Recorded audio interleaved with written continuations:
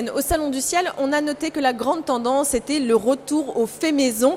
Mais qu'est-ce que le fait maison? Qu'est-ce que ça signifie? Ça, c'est une vraie question qu'on va poser à nos invités. Bonjour à tous. Le plat maïs canard fermier, en plus c'est très original finalement de proposer ça aux petits. 83% de bon maïs, juste ce qu'il faut de canard fermier, une pointe d'échalote et rien d'autre. Voilà, c'est vraiment la liste d'ingrédients la plus courte possible, avec que les ingrédients que n'importe quelle maman est capable d'acheter dans un supermarché. Parmentier de bœuf au Tampinambour, c'est parfait, c'est très original. Je vous invite à le goûter parce qu'on a vraiment un critère pour nous qui est fondamental et qui est à l'origine de la naissance de cette marque. Et finalement, son histoire, c'est comment est né ce produit?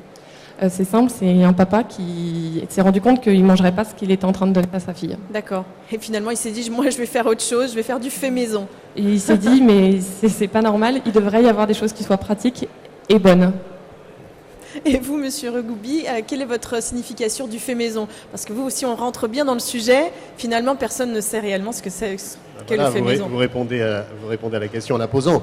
Oui, parce que vous parlez d'affichage sur les restaurants. La loi n'est pas très claire, d'ailleurs, là-dessus. Finalement, quand on peut afficher le fait maison, ça n'a rien à voir. Exactement. Donc, ce que disent beaucoup de restaurants, c'est qu'aujourd'hui, ça bénéficie à ceux qui ne font pas de fait maison. Ce que je vous propose, c'est qu'on va aller faire une petite recette. Oui. Le ceviche, c'est ça? Ceviche. Alors, Ceviche, on y le va. cœur de palmier. Au cœur de palmier, d'accord. cœur de Alors, palmier. on va y aller, on va voir tout ça.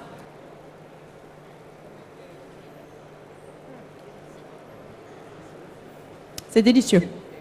J'adore. C'est vrai que c'est un petit goût un petit peu, avec la coriandre, du coup, ça fait un peu asiatique, finalement. Mais le citron et tout ça, et ça, c'est donc typique de chez vous.